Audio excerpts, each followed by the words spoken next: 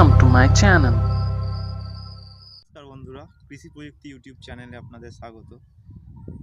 আজকে অনেক দিন পরে আবার একটা বিষয় নিয়ে আমরা আলোচনা করব। এটা হচ্ছে আলু। এই কদিন আগে আলুর দাম যা গেছে সবাই জানেন, 40-50 টাকা অবধি কেজি গেছে। তো চাষিরাও খুব দাম দিয়ে বীজ কিনেছে। এবার আলু কীরকম ফলন এবারে হবে সেটা একটা দেখার বিষয় আছে। আর ওয়েদারটাও সেরকম আলুর জন্যে মোটামুটি ভালোই। তো আলুর কিভাবে জমিতে চাষ করবেন বা বসানোর কতদিন পর কিভাবে পরিচর্যা করতে হয় সেসব বিষয় আজকে আমরা একটু বিস্তারিতভাবে জানব। তো আজকে আমরা জানুয়ারির 1 মানে 1 জানুয়ারি আজকের ডেটে আমাদের এখানকার আলু যারা চাষিরা আছেন তারা আজকে আলুর পরিচর্যাতে ব্যস্ত আছেন। কীভাবে আলু করছেন না করছেন আমরা একটু দেখে নেব। চলুন আমরা দেখে নিই কীভাবে আলুর পরিচর্যা করা হচ্ছে। এখানে এক চাষি ভাই আছে, কীভাবে আলুর পরিচর্যা করছেন আমরা জেনে নেব। আচ্ছা, আপনি বলুন আলুটা কবে বসানো হয়েছে? আলুটা বসানো হয়েছে নভেম্বর মাসের ওই 28 তারিখ। মানে মোটামুটি ধরতে গেলে 1 মাস, তাই তো? আর জমি তৈরির সময় কি কি দিয়েছিলেন এতে? তৈরির সময় দেওয়া আছে আর সুপার ফসফেট। আর ওর সঙ্গে এবার যা পারেন জৈব সার হিসেবে। জৈব সার আপনি কি দিয়েছিলেন? হ্যাঁ, জৈব সার হিসেবে আমাদের বাদাম খোল দিয়েছিলাম, সরষের খোল দিয়েছিলাম, গোবর সার আছে। আচ্ছা, আর এতে কবার সেচ দেওয়া হয়েছে এখন অবধি? এখন অবধি 2টো সেচ পড়েছে, দুবারই ঝাপটানো। বর্ষা একবার দেওয়া হয়েছে, মানে বসানোর পরেই একবার দেওয়া হয়েছে? হ্যাঁ, বসানোর পরেই একবার। আর এই দাঁড়া তোলার জন্য ওই যে মাটিটা ওইভাবে করছো, এইভাবে তুলছো কেন?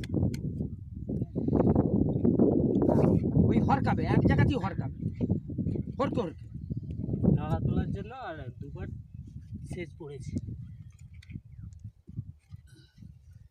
আচ্ছা, এখন 1 মাসে আপনার গাছ তো মোটামুটি ভালোই গ্রোথ হয়েছে। হ্যাঁ, গাছের কীরকম বুঝছেন?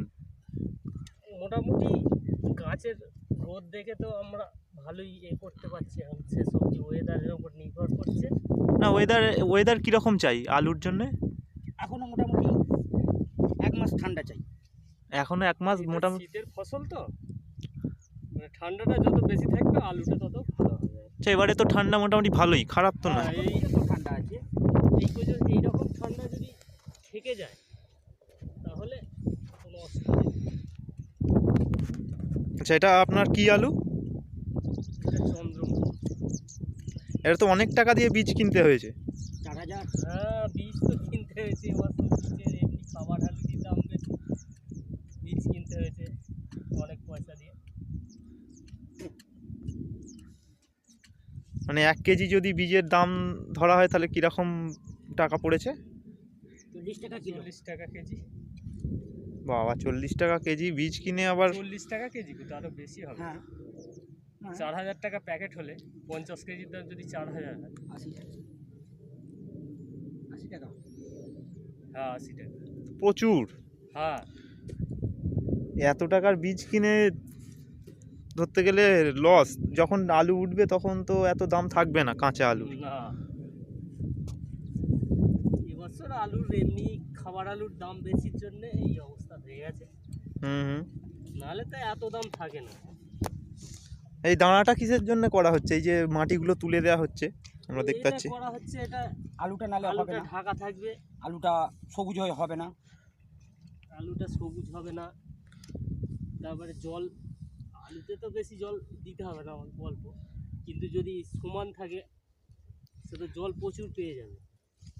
ওই জন্য ড্রেনগুলোকে ভালো করে চেঁচে ছিলে যাতে জল পাওয়ানোর সঙ্গে সঙ্গে জল পেয়ে যায়, তাই তো? যেটুকু দরকার সেটুকু পেয়ে যায়। আলুর গুটি কি এসেছে এখনো? হ্যাঁ, আলুর গুটি মাটিতে তো দেখা যাচ্ছে। দেখানো যাবে একটা? এখন হ্যাঁ। এই মুহূর্তে দেখানো যাবে না, যেটা আচ্ছা। থেকে বেরিয়ে যাবে জোর করে তো দেখানো যাবে না। হ্যাঁ হ্যাঁ হ্যাঁ। করতে হবে। যেটা সাইডে চলে আসবে হুম হুম। আলুর বস সেটাই দেখা যাবে। এটা তুলতে কদিন লাগবে এখনো? মোটামুটি একটা আলুর টাইম লাগে 3 মাস, এখনো 2 মাস টাইম লাগবে আলুটা পাকতে গেলে। আর কাঁচায় তুলতে গেলে 2 মাস, ওই 10 থেকে 12 দিন। সেটা হলো সুপার 6 হলে হবে, চন্দ্রমুখী হলে হবে না। মানে S6 হ্যাঁ। সুপার 6। চন্দ্রমুখী পুরো 3 মাস চাই বলে দে। চন্দ্রমুখী পুরো 3 মাস চাই। আর ঠান্ডাও ভালো চাই, তাই তো? হ্যাঁ, তো ওষুধের পরিমাণটা একটু বেশি দিতে হয়। চন্দ্রমুখীতে একটু ওষুধ খরচাটা বেশি। মানে পোকামাকড় লাগে বেশি, তাই তো? হ্যাঁ,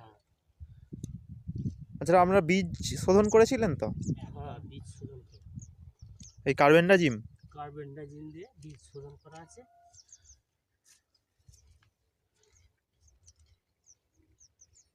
আর এতে আর কবার সেচ দেওয়া হবে?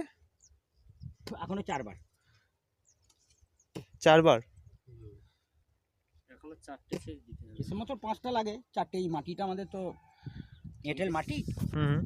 নালে 5টা সেচ লাগে, নালে 4টে লাগে।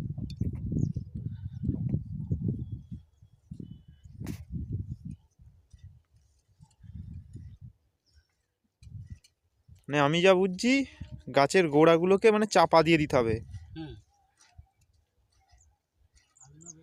আলু বেড়ে গেলেই আলু নীল হয়ে কোয়ালিটি খারাপ হয়ে যাবে। আচ্ছা, ওই যে আলু বেরিয়ে যেটা যাবে মাটি থেকে ওটা সবুজ হয়ে যাবে, তাই তো? হ্যাঁ, ওই আলু তো খাওয়াও খারাপ। খারাপ নয়, ও আবার সেদ্ধটা একটুখানি আগুনের তাপটা বেশি লাগে, তবে সেদ্ধ হতে চাইবে। তো বড় কোদালটা নেই না, ওতেই ভালো আছে। দেখছেন এখানে সবাই কাজ করছে। তো আজকের আমাদের বিষয় ছিল আলু। মোটামুটি এখানে যারা চাষ করছেন তাদের থেকে একবার দেখে নিই কী দেখাচ্ছেন।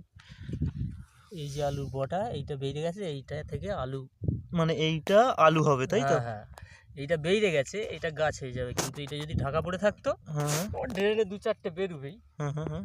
কিছু করার নেই। ওইটাই হচ্ছে আলুর ওই থেকে আলু।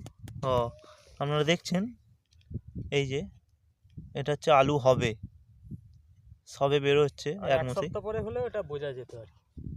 আচ্ছা, তো যাই হোক, আজকের আমাদের বিষয় ছিল আলু চাষ সম্বন্ধে কিছু আলোচনা। তো আলুর পরিচর্যা বা যাবতীয় যা যা করার দরকার সেগুলো আমরা জানলাম। তো আমার কাজ যদি ভালো থাকে, আমার ইউটিউব চ্যানেল কৃষি প্রযুক্তি, এটা প্লিজ সাবস্ক্রাইব করুন।